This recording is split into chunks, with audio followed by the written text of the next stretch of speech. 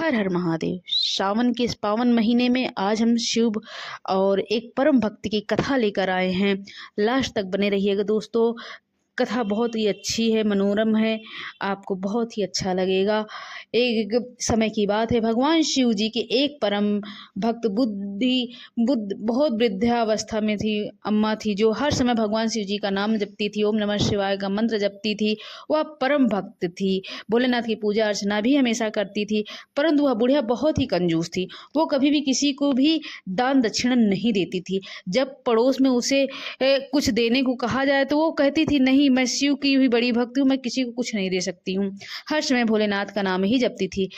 फिर दान पुण्य करने की क्या जरूरत है जब मैं भगवान की इतनी बड़ी भक्त हूँ तो वैसे ही शिवलोक की मुझे प्राप्ति होगी। वह बुढ़िया यह नहीं जानती थी कि अन्न का दान सब दानों में सबसे बड़ा दान है। एक दिन भगवान शिव ने सोचा कि इस बुढ़िया को सब लोगों ने बहुत समझाया, परंतु इसको समझ में नहीं आया। यह अपनी मनमानी ही की। यह मेरी परम भक्त है, यदि मैं इस पर कृपा नहीं करी तो मेरे भक्तों का मुझ पर विश्वास नहीं रहेगा। ऐसा सोचकर भगवान शिव ने एक भिखारी का रूप धारण किया और उस बुढ़िया के द्वार पर पहुंच गए। उससे भिक्षा मांगने लगे। बूढ़ी अम्मा बाहर आई और बोली, बाबा अभी मेरे घर का बहुत सारा काम पड़ा हुआ है, बाद में आना। ऐसा कहकर वह अंदर चली गई। भिखारी के रूप में भोले बाबा वहां से चले जाते हैं। थोड़ी देर बाद भगवान शिव फिर उसके दरवाजे पर आते हैं और बुद्ध अम्मा से कहते हैं कि अम्मा भिक्षाम देही। फिर भी वह कहती है, अभी मैं घर के कामों में लगी हुई हूँ, आप बाद में आइएगा। एक बार रात के समय उसके द्वार पर भिक्षा मांगने फिर पहुंचे। अब बुढ़ी अम्मा ने यह कहकर टाल दिया कि अभी मेरे पास खाने के लिए कुछ भी नहीं बचा है, अब सब कुछ खत्म हो गया है, तुम बाद में आना। अब भगवान शिव सोचते हैं, एक बार फिर कल कोशिश कर लेता हूँ। ऐसा सोचकर भोले बाबा अगले दिन सुबह फिर उस बुढ़िया के पास भिक्षा मांगने पहुंचते हैं। और माई, मुझे कुछ खाने को दे दो, मैं बहुत दिनों से भूखा हूँ, मुझ पर दया करो। माई, ऊपर वाला तुम पर दया जरूर करेगा। अब बूढ़ी माई को गुस्सा आ जाता है। वो भिखारी के स्वरूप में आए भोले बाबा को खरी खोटी सुनाने लगती हैं और कहती हैं, तुम्हारे जैसे भीख मांगने वाले बहुत आते हैं, यहाँ से चले जाओ। ऐसा कहकर वह उन भोले बाबा को वहां से भगा देती है।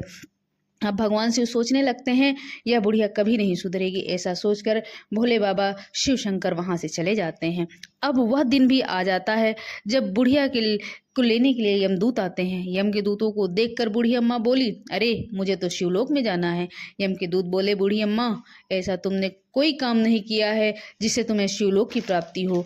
तुम बूढ़ी अम्मा बोली, मैं सुबह शाम भोलेनाथ की पूजा पाठ अर्चना करती हूँ, इसके लिए मुझे शिवलोक ले चलो। तब यम के दूत बोले, बूढ़ी अम्मा, शिव का नाम जपने से शिवलोक प्राप्त नहीं होता है, उसके लिए अच्छे कर्म करने पड़ते हैं, दान दक्षिणा देना पड़ता है, हर दुखियों का सहायता करनी पड़ती है, कर्म अच्छे करने चाहिए।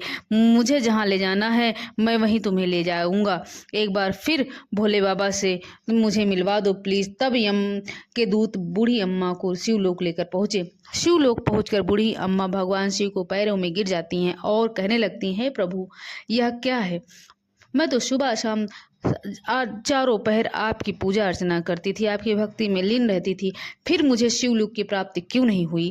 तब भगवान शिव बोले, बुढ़िया, तूने आज तक किसी को भूखे को खाना नहीं खिलाया। अन्नदान सबसे बड़ा दान होता है, यह तुमने कभी भी नहीं किया। मैं तुम्हारे घर पर भिक्षा मांगने के लिए आया था, तूने मुझे भिक्षा में एक दाना तक नहीं दिया। अब बुढ़िया भोलेनाथ शिव जी के सामने हाथ जोड़कर रोने लगती है, प्रभु मुझे क्षमा कर दीजिए। भगवान शिव उसे एक और मौका देते हैं और कहते हैं, बुढ़िया, तूने मेरी बहुत भक्ति की है, इसलिए तुझे एक और मौका मैं दे रहा हूँ। तू धरती पर जा और जाकर जितने पुण्य कर सकती हो कर लो, तेरे पास एक सप्ताह का समय है। वह बुढ़िया बहुत खुश हो जाती है और फिर वह अपने शरीर में समा जाती है। अब बुढ़िया के घर में जो भिखारी आता, बुढ़िया उसे पूरे पकवान बनाकर खिलाती, दान दक्षिणा देती, रोज भोजन बनाकर तरह तरह का भिखारियों में बांटती। एक सप्ताह में बुढ़िया ने खूब धर्म कर्म कर लिया।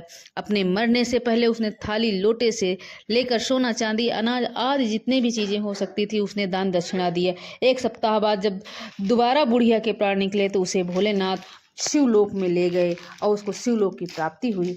तो आपको मेरी कथा अच्छी लगी हो तो लाइक शेयर जरूर करिएगा। हर हर महादेव। मिलते हैं अगली वीडियो में।